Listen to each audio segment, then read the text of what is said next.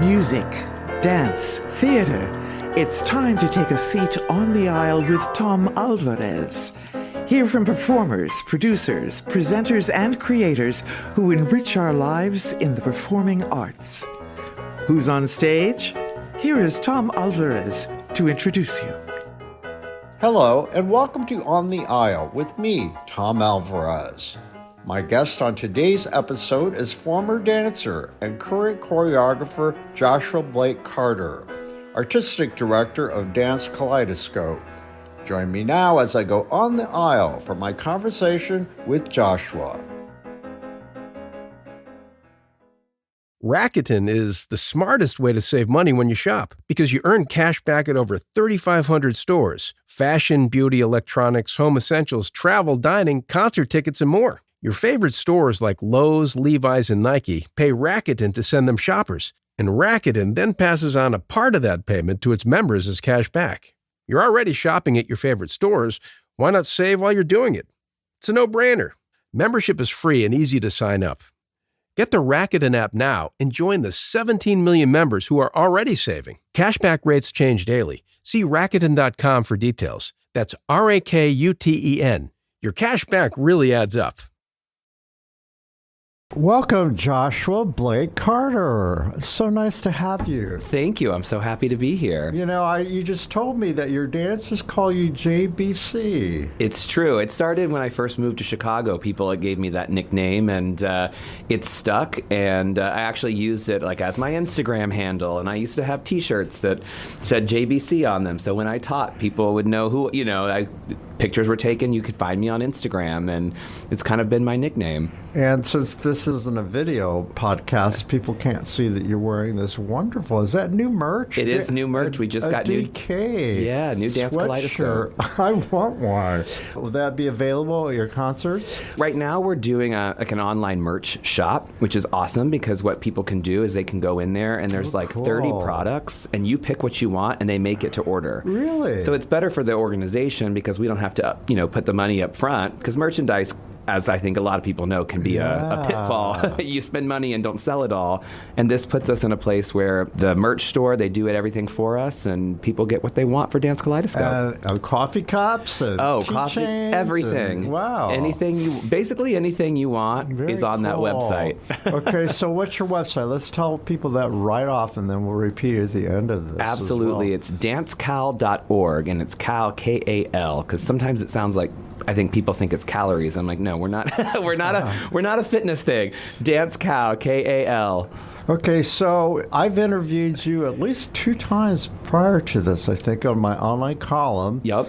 I interviewed you and your esteemed partner. Yes, Kim Goodfriend, yeah. Yeah, and I interviewed you just when you came to town, right? Absolutely. I think within my first couple of weeks. And I think it was the first time she and I had also talked together. Well, the three of us talked, and you guys were just starting your new era, if you will. I think she'd been in place for about a year, right? Yeah, I think she was there 2 years, and it was when we met with you, it was my first month. So okay. How long ago was that? A year and a half. It's hard to believe. I know. Wow, so I'm finishing up my second season. A lot of water under the bridge. Well, I've observed you since the first time I met you. I run into you a lot, and from my experience covering the arts for as long as I have, those who are most successful with their organizations do FaceTime in the community. And no one can say that you don't do your FaceTime, because I see you at lots of arts events. Well, I had a mentor, somebody who I really looked up to in Chicago. Her name was Julie Nakagawa. She runs a company called DanceWorks, and she said to me one time, if we're not supporting each other, how can we expect other people to? So if we're not going to, if I'm not going to go see someone else's show, why would I expect them to come see my show, more or less then invite others to see it? So I learned that valuable thing of community a long time ago. We all have to support each other and be at the things, because that's how we learn, and that's how we create a successful arts ecosystem. And plus, you're the face of the organization. You represent the organization when you're out there, right? Absolutely. And, I want people to know that Dance Kaleidoscope is a community partner, that we're not I never want us to be seen as everybody and them, and I think every organization feels that way. I hope that all of us as leaders are out there showing our support for each other. And wouldn't you say that it's also for you personally as an artist, just as an individual, that absorbing all that art out there, that it also impacts on you too, right? And your work? It inspires you to be better, to be different. I love seeing stuff and being inspired to think differently. Sometimes it can be as simple as something, a technical element that I'll see in a production and I'll go, I didn't think that, I never thought about that. That's so cool. How can I reimagine some of those elements in my works? Or hearing an opera and you hear some music that perhaps is familiar or unfamiliar, and it inspires you to then go explore. So there's so much that you can tag team off of each other and be inspired by each other's art. Well, I couldn't wait to ask you this, because after a year and a half, I remember asking you in the beginning when we first met about your impressions at that point. And of course, you had only been in town briefly and you were just getting introduced, but I'm sure you have had a lot under your belt. So where are you right now? Give me your perspective on the landscape, the performing arts landscape of Indy. It is thriving. I think that people outside of, so I came from Chicago, and a lot of times people ask me, what else is going on there? And it's hard to capture it all in a conversation, because I am never bored. There is always something to do. There is always something to see. I have to sometimes say no to things just so that I can have a night where I, decompress and watch silly TV or something, because there's so much going on. And I think that is something people outside of Indianapolis do not know and understand, is the magnitude of our thriving arts community. We have everything here. You've got great theater, you've got great dance, you've got great music. Our symphony is world class. There's just so much that I think people don't know, and that I didn't know. Before I moved here, I really only knew Dance Kaleidoscope, and it had only really been on my radar for several years. It was not even something that had been a long term in the back of my mind. I had only met this company in 2021. So I have just been blown away by what we have here and what's going on here, and I just think more people need to know about it, which is kind of one of my goals with the company, is to be nationally recognized. I want people to go, oh, Dance Kaleidoscope, what are they doing? What's happening in Indianapolis? Should we be looking? I want that curiosity from people around our country going, what's Indianapolis doing?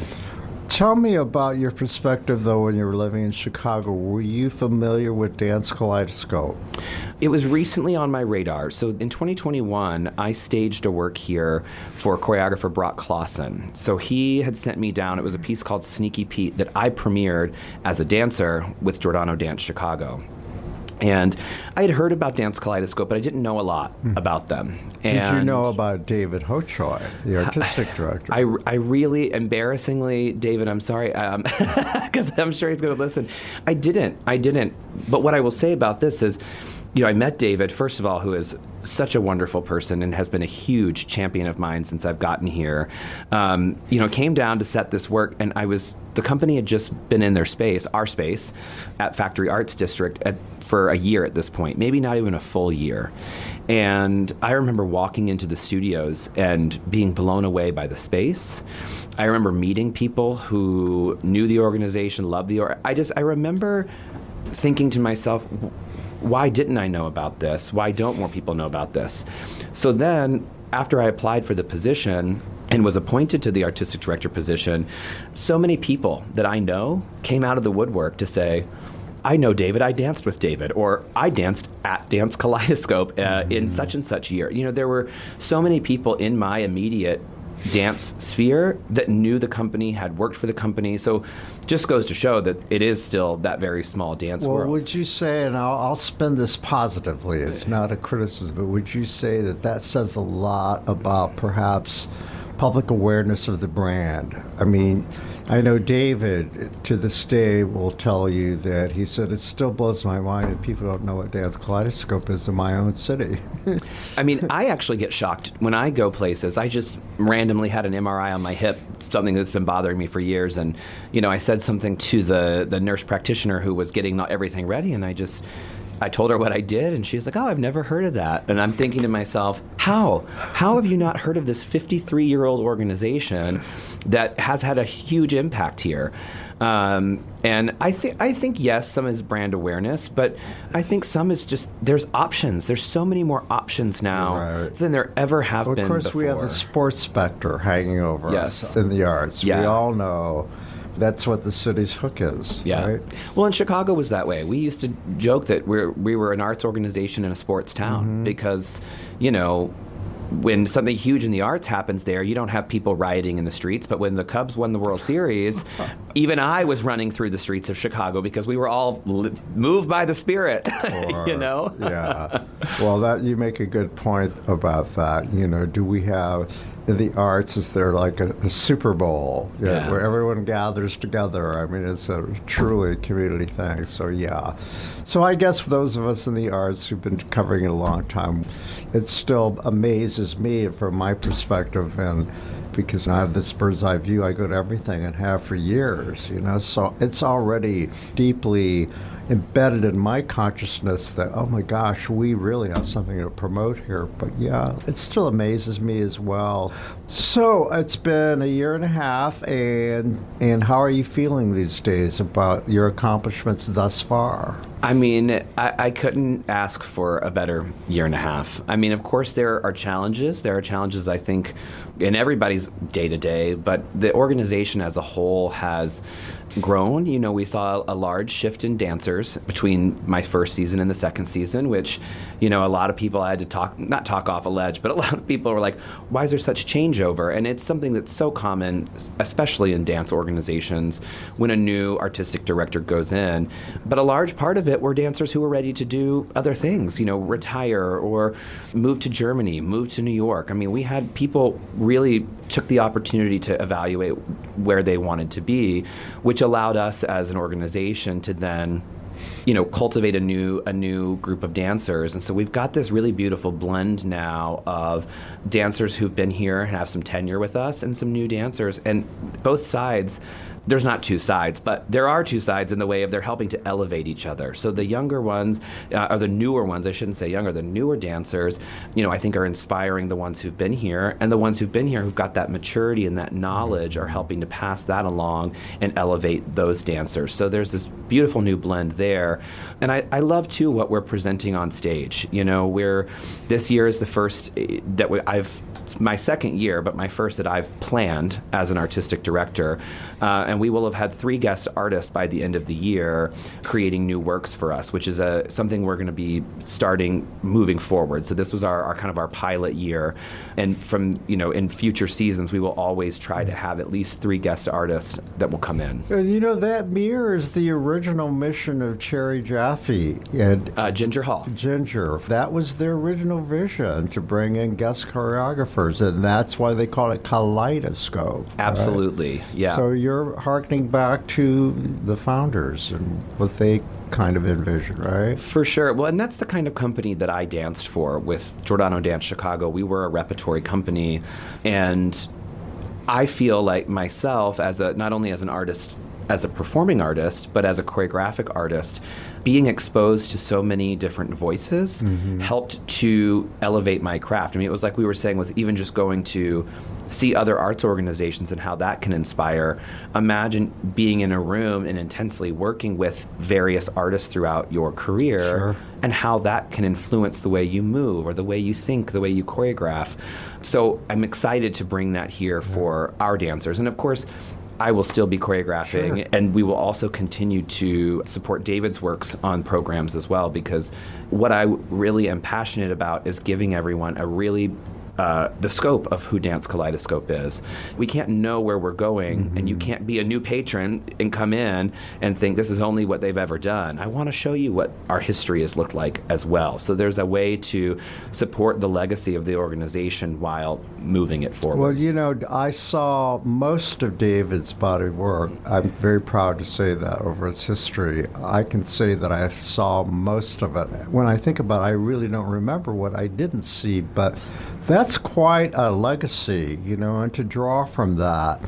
It's not as if that you're just paying tribute because he was here for such a long time. Some of the stuff he turned out will always be his own. Absolutely. Very special. Like Martha Graham. I mean, it's the same thing, you know? Well, it was like Rhapsody in Blue that we did in the fall. I mean, when I remember last March when we announced that we were doing Rhapsody in Blue for this season, people cheering at the announcement in the lobby of the IRT, and I thought, oh, this is a good sign. People are cheering just at the name. You know, they're going to love seeing it again. That says something a lot when you have that kind of recognition on a piece that you create in your career. Yeah. I mean, come on. And all the major choreographers have those signature pieces as Absolutely. well, right? Yeah. Back to the organization itself, are you happy with your board leadership? And of course, you have to say yes.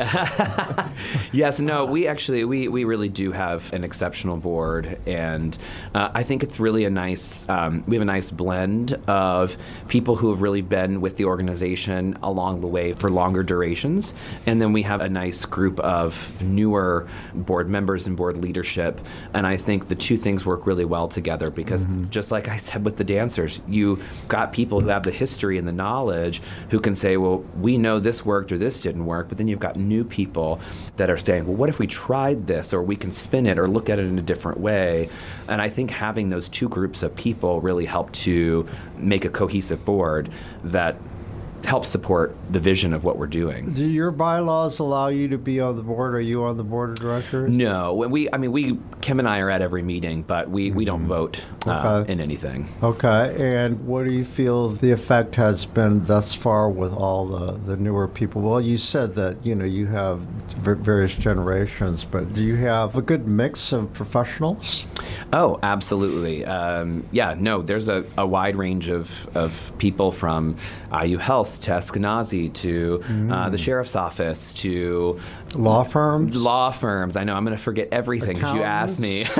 Yes, but it's a great group. We've got people from marketing agency, marketing firms. It's a really nice group, and then a nice group of people too who are in a retirement part of their careers and that are really able to support us a lot too in volunteer opportunities, which is really great. Well, as you know or may not know, that I've been an arts administrator myself, so these are the kinds of things that I know that I have a great interest and knowledge about it. And I know that you can't put out good art unless you have a governance that people behind you that make it happen behind the scenes. Absolutely. And actually, when I think about it, DK has always had excellent support. Yes. Great leadership, always. And always, people on those boards were always totally engaged. Well, and so many are still engaged, that were part of the board.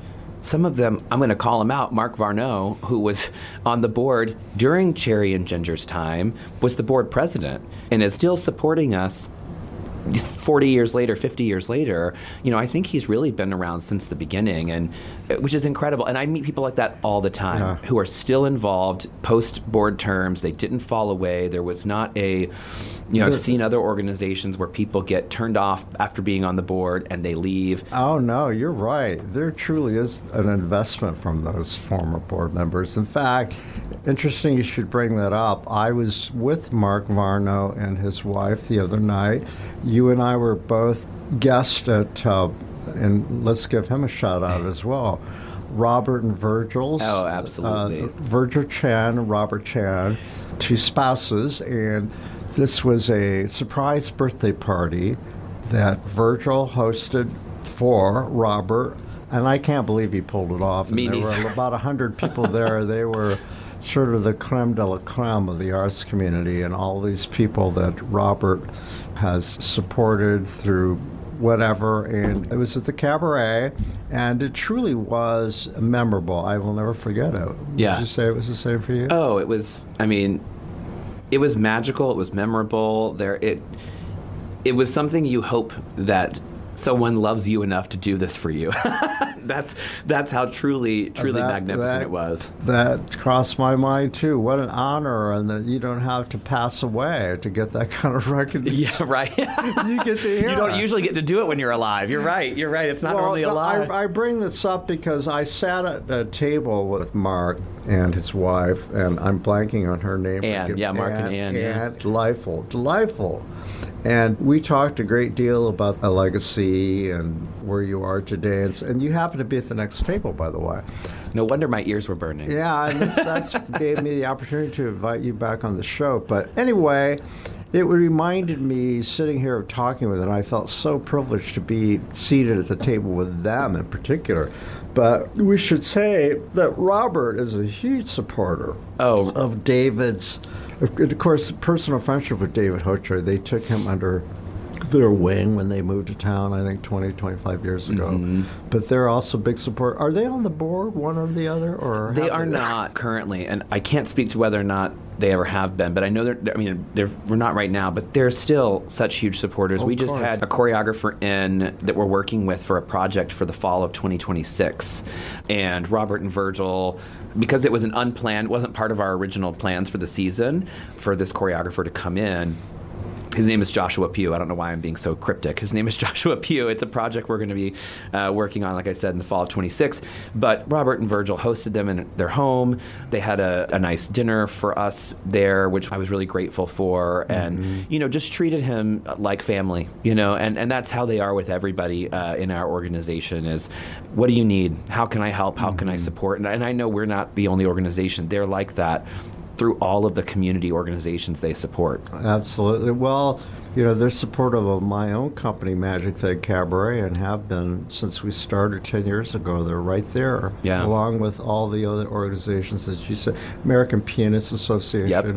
I'm sure that you've run across, we're really rich in that kind of support in this town. Wouldn't you say that you've met those kinds of donors and supporters and patrons who support multiple companies? Absolutely. I mean, when I talk with other arts leaders who are my friends in other cities, even in bigger arts cities, I don't even know what that even means, but let's talk about Chicago. Those bigger donors there are spread so thin. And so that support feels, while you're grateful for it, there's something different about here. And I haven't quite put my finger on what it is. I think you're kind of hitting on it, is that there's a group of these supporters, but there's just something different about it. There's just something different about the giving here. I don't know if maybe while we do have a bustling arts community, maybe there's still less to support, so there's not as much being spread out. I'm not really sure of what it is, but yes, I've definitely noticed that here. Crystal DeHaan was the biggest example. I mean, that's why I'm the Crystal DeHaan artistic Tobias, director. And I hope that generation will be replaced with a new generation of givers. Absolutely. Do you enjoy fundraising? Because that's part of your job. I know this. Yeah. Well, I mean, it doesn't feel like work when you're speaking to people who are passionate about what you're doing. So I think you've probably been in that situation before where you are having to kind of talk someone into it. And I feel like with Dance Kaleidoscope, I've inherited such a strong group of patrons and financial supporters who believe in the organization, and I'm very grateful have come along with me. The fundraising aspect doesn't feel hard or challenging. Not saying it's not difficult, especially it never ends. It never ends. I see David around time, always raising money. Yeah, always raising money. I could just hear him in my ear. Yeah, but and it never ends. But no, but it is. I will say it doesn't feel like work in this community. Is work in the way of, I need to make somebody believe in what we're doing. People believe in what we're doing. We just have to keep bringing them along with us. You know what I learned? I took some courses at the School of Philanthropy where they have codified fundraising as a profession, as you know. And that's where I learned that there's definitely psychology about fundraising. Money and sex make people uncomfortable. Those are two taboo subjects. Yep. And money is so loaded. And when you ask people to fundraise on your behalf or you fundraise yourself, you have to understand that there is a psychology about it and fears of asking a board member to fundraise. Oh, no, I can't do that. I'll do other stuff. I just can't do that. Well, and then you find out they have their own issues about they don't want people to impose on people, or they don't want to be rejected. Right. Right. You have to gently suggest that, fundraising for a not-for-profit is a pure motive. You're not asking for a handout. Right. You're asking for a gift. Yeah. But that's different than asking for a loan or can you give me money because like I'm desperate and I need whatever. Right. Well, and I think too, I know now more than ever, most of our support is coming from contributed income. Grants are becoming less and less. Who knows what's going to happen with federal arts funding? Goodness. I mean, that's a which whole is other little, thing. which is growing less and less anyway. Absolutely. And so contributed income from private donors, from patrons, is a huge part of how we operate. So it's essential that we have that. But you're right. Some people it feels weird, it feels hard, but it's not. It really is just about that's how we go along. We're not asking for the handout, as you said. I did sales for a bit, and I was awful at it. But I thought I'd be successful because I know how to fundraise well for not-for-profits. I've been a director of development. I've been arts administrator where that was part of the job. But it was a different animal, and you can't just close within like a 30-day period if you're selling a widget or whatever. Yeah. I mean, it's developing relationships. And in my world, and I think it follows me, it's really, you can have donors who also you become your friends, your close friends. Absolutely. And they support you because they like you. Yeah. As they would with anybody else that they like and want to help. You know? And when you do speak with passion, it comes from a place of sincerity in the heart. Yeah. You agree? Oh, absolutely. And I think that something I'm starting to talk about when I'm talking with people about finances and about supporting the organization is you are supporting the artistic product, which is wonderful, but it's also sustainability. You're also helping an organization to make sure it stays open, to make sure we keep offering jobs to people. I mean, we have one of the best contracts for a company of our size that I know of. But really? I mean, a lot of companies... Are you including health and all those things? Correct. Yeah. I mean, it's a 40-week contract. There are paid holidays. We have health insurance. There's other perks for the artists during performance weeks because many of them do have second jobs. So we try to support them in other ways so that when they're losing that income a week during a performance week, a lot of people don't really realize that. They come see the show and they think, wow, these dancers are amazing. But also they had to take off from their other jobs so that they could perform. I mean, there's a lot that goes into being an artist, and our contract, and a lot of it, Kim has made some really positive changes since her arrival, just little things where she saw, we can do this, which will improve quality of life, and we can improve that. But it makes our contract really attractive. I mean, we had 202 people apply to audition this year. Wow. And, we only invited 30 out of those 202 because we don't do an audition where you come and get cut. We do an audition where you come and we work with you for 2 days and we get to know you and see how, because we spend more time in the studio than we do on stage. So I want to know how it is to work with you. But it just shows me if we've got 202 people applying to move to Indianapolis to dance for our company, something was going right here. Mm-hmm. The dance world is so incredibly small.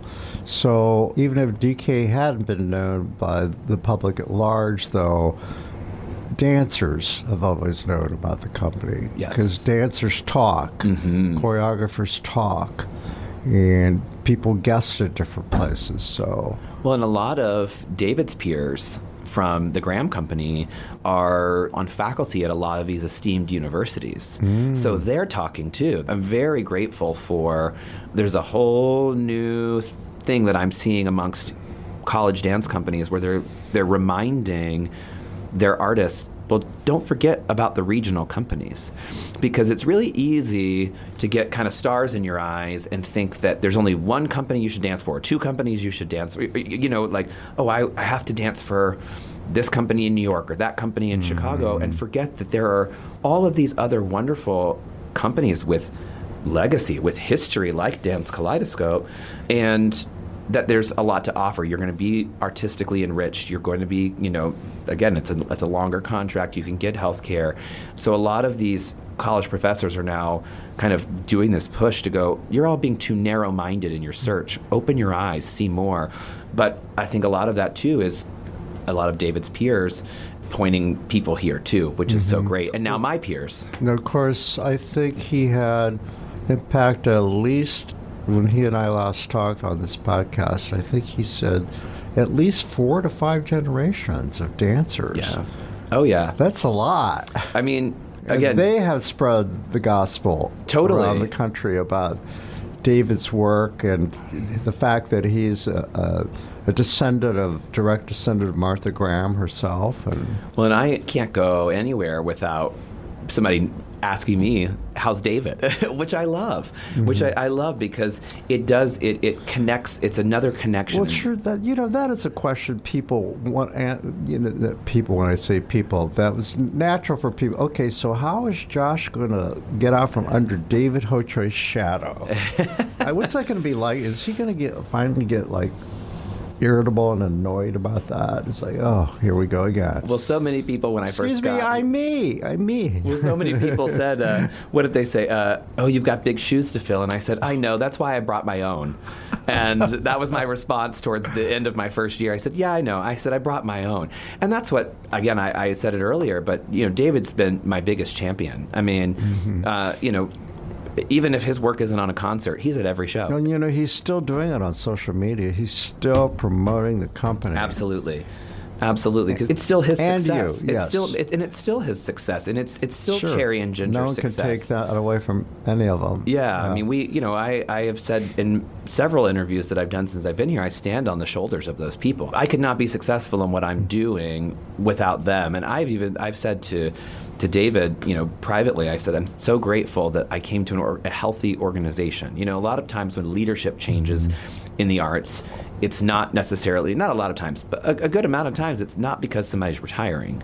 I'm so grateful that I stepped into a place that just, he was making a change and they were making a change. It wasn't, I've seen other arts organizations where it's like, bring me in to save it. That wasn't the case here. And sometimes people move on because they're asked to because they have founder's disease. And there is such a thing, too, by the way. I learned that. Yeah. That term exists in fundraising education. Remember, it's the mission. Right. It's the mission. It should live on long after you're gone. That's what you want Absolutely. in an organization.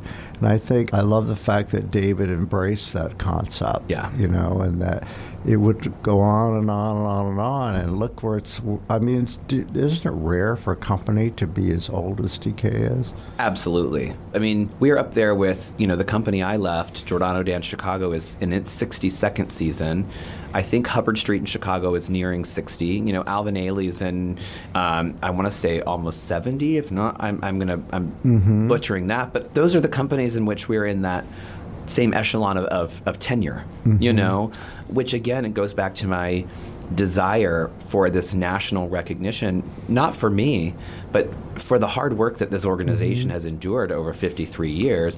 And now what we're doing moving forward, I want people to go, oh yeah, let's look to Indianapolis and look at that. There's so many parallels between Dance Kaleidoscope in my mind. I interviewed June Markle, the music director of the Indianapolis Symphony Orchestra. Have you met June? I have, yes. Oh, wow. Remarkable. And you have so much in common in terms of your vision about the company and putting Indianapolis on the map through your organizations. And he really wants to tour with that company. He wants to record with that orchestra. Do you have visions of touring? Absolutely. I mean, that was a huge part of my career. So when I was dancing, we only had a small home season in Chicago, and I toured the world. I mean, I've been to Guatemala, I've been to Turkey, I've been to Latvia, I've been to Germany, Austria, all these places because of dancing, and then many U.S. cities as well. And I would love to get the company into tour. And the company did used to tour, and they had the big residency at the Oregon Shakespeare Festival for many years. Kim and I are putting efforts into, we've been at the Midwest Arts Expo the last 2 years, making connections. But we would love to do some touring and get out on the road. And it would mean kind of shifting what our season looks like in Indianapolis. But I think that it would also support and boast healthier and fuller audiences if people were like, oh, our home team is out on the road? What? Like other people are filling audiences in other cities? I think that it kind of creates that like, oh, well, we need to make sure we see them next time. I think there's effects of that can also be healthy for the Indianapolis audiences. How about press? How about national press? Have you had any recently? Oh, I don't think, nothing. Or do you have any thoughts of pursuing some? Absolutely. And I have some connections, some friends that are writers at like Dance Magazine and places like that. I'm very much, though, in the frame of mind that I don't want to call in a favor. I want us to earn it. And I understand that I may then have to go, okay, I think we're in a place where we're earning it. Let me call up my friend and have them come down, to Well, come what see about us. yourself? Don't you feel like you have plenty to pitch to a magazine like Dance Magazine? Absolutely. And I know Kim has actually pitched a few articles. And, we're doing this Jaffe and Hall Emerging Choreographer Award this year to celebrate Cherry and Ginger. And we've worked on getting some press around that. That's a wonderful idea. Yeah, and so we just actually finished the work a couple weeks ago with Chai Shi-hung, who's she's a Taiwanese choreographer living in New York City. She's New York City based. And yeah, she's our inaugural winner of the award, but it will be something we do each year, and it will help support and keep growing our repertory, which is pretty Now, awesome. as a journalist, that is a story.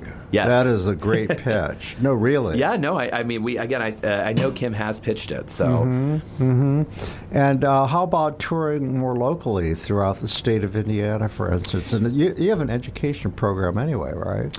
We do. We're looking at how we can revitalize that or re-energize that educational program. But we did earlier this year, we went to Hillsdale College in Hillsdale, Michigan for a performance. We did go to a dance festival in Milwaukee.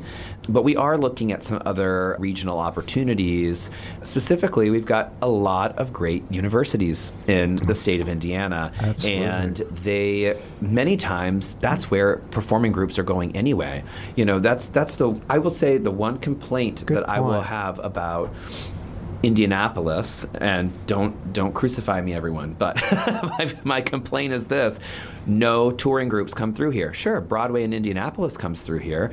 That's one thing, but we're not getting any of the dance companies. They're all going to IU, they're going to Purdue, they're going to Ball State, but they're not coming to Indianapolis. And that actually is hurting the dance ecosystem because people aren't getting to see exposed to other things, and which would then support our local dance. They would say, oh, I loved this. Maybe I should go see Has the there ballet. been any outreach to the folks who book at the Palladium?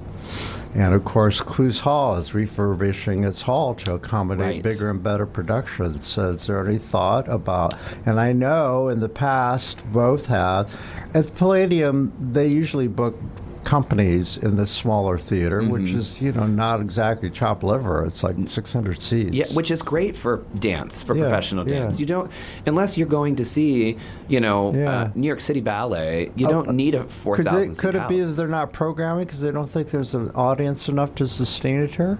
People are scared of dance. They are. I mean, before I took this job, part of my job with Giordano was working on bookings for touring, and I worked with our agent very closely. And even prior to working with her, we had heard for years that people were afraid of booking dance because their audiences they're intimidated by it. There you go. It's What the is same old thing. Contemporary dance, what does that mean? And so even locally with our advertising, we've been really trying to talk less about we're a contemporary dance company and talk about what you're going to feel, what you're going to see. I'm going to pivot in a whole different direction, Yeah. but I think it's the same I talked to about June. How do you get people in the seats? How do you get them less intimidated about going into the concert hall or classical music? Well, they've reached out to find young people by working on the programming itself, pieces that people will identify with. Steve Hackman, I'm going to his concert this evening. By the time this show drops, it'll be long gone. But he does a hybrid of classical and contemporary artists. Bartok and Bjork, right? Is what they're doing. I mean, he is just. Do you know his work? I do. Well, Courtney Jeffries, who is one of our dancers, is a member of Forte, the young, great. the young professional group at Yes. the Symphony, and she sings Steve's praises often. And I know she's got a dream of connecting us. Maybe Steve, if you hear this, let's finally connect. Well, I'm a big supporter of his, and I've interviewed him a number of times, and I will just put that bee in his bonnet, too. Absolutely. I'm going to see him tonight. But I agree with you about what you're saying about what he's doing. bringing in that popular music and fusing it with and classical. And Jack Everly with his pop series. Absolutely. I mean, bringing all those Broadway singers and Yeah. pairing them with the orchestra. And those people from Broadway, I mean, Jack he's so well known in that community and the people he brings here. And of course, they talk about our orchestra. Right. One more thing I want to talk to you about that. I meant to bring it up earlier. You and June also he inherited this whole group of musicians, but there's been a big changeover. There's a lot of new blood. A lot of 30-somethings have come in. There's a lot of attrition. People retiring, and COVID really threw things, in an upheaval. And so, they bring something to the table now that it's a whole new product in my mind. As a reviewer, I mean, I could see it, you could hear it. Absolutely. I mean, I think about it in respect to dance, and a lot of times when you get new dancers, they're right out of college or they're in their early career stages. I hired this year 2 dancers that were in their 30s. And do you know what I love to see on stage? A mature dancer. Yeah. I love it. It just, there's something there. There's something different there. There's life there. There's different experience. And so that's something also I've been really excited and interested in as a director is, sure, I mean, I hired several dancers right out of college, and we love them. They're wonderful. They're truly wonderful, and I hope that they stay with us, but for a long time. But then hiring the more mature mid-career, late-career artist also adds something to your... And he said the same thing about his musicians. He likes to have the generational blending, but also there's the whole thing about it's important to an organization to maintain the sort of culture of that organization, historical culture, that the old can pass on their traditions, that if you have that in a company, that's important too.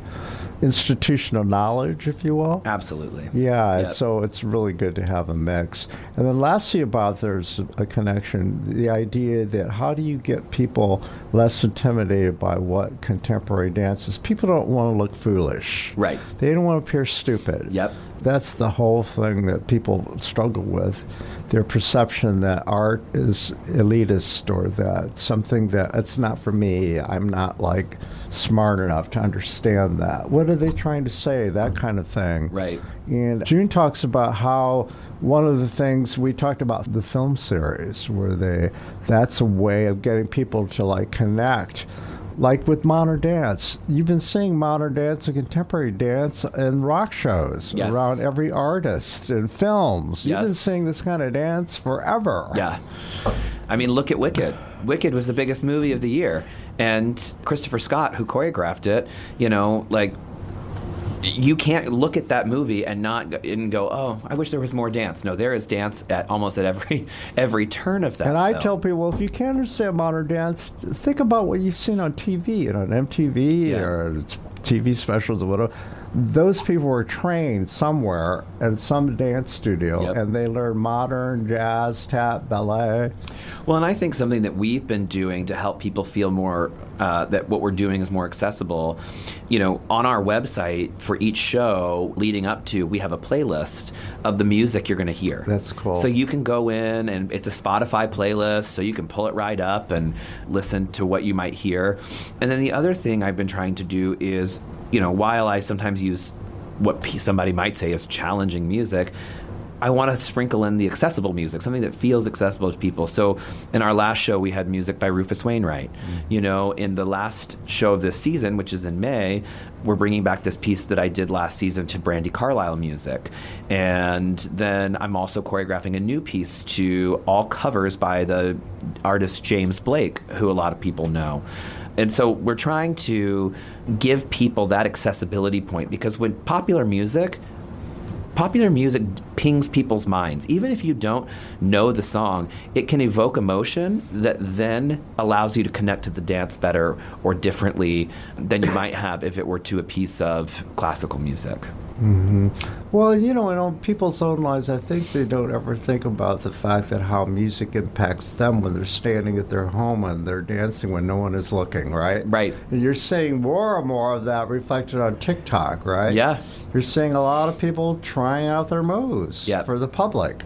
Well, I mean, think about if you're sitting in the dentist office and the R&B station was on. It would feel jarring because you're used to hearing the light rock station or the classical station at the dentist office, Yeah. whereas you might at the grocery store hear the top 100 or the RM. You know what I mean? So we've also, as a culture, decided that certain spaces get certain music. In your messaging, though, what do you think would improve the public consciousness or perception?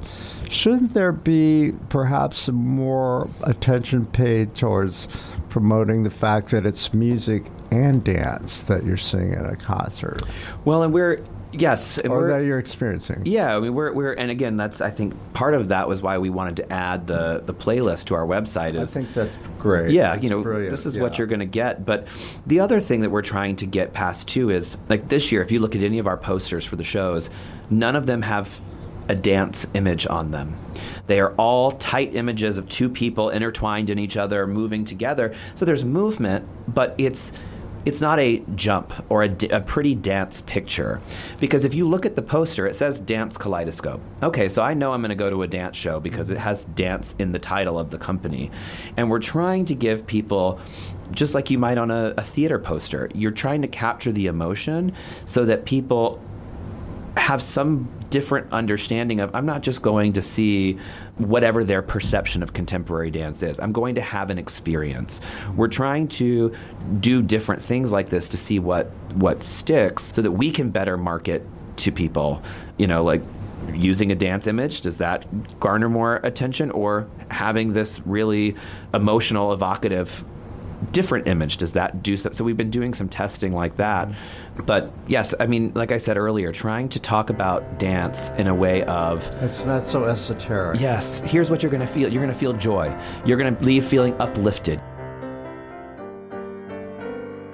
Our thanks go out to our media sponsor, Urban Times. Urban Times is a monthly news magazine which serves as the official neighborhood newsletter for 16 Indianapolis neighborhoods, offering news about development, arts and entertainment, and from the business community.